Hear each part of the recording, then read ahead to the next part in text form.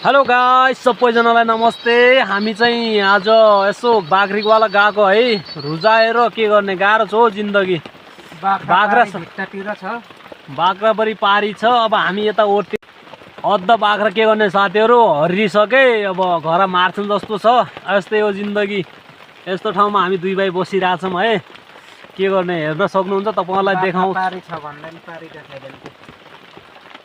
ल, तपाईँहरूलाई यो ठाउँ देखाउँछु है। यस्तो पानी आएर बिजोग छ, घर जाने अवस्था छैन, गाह्रो छ रुजेर।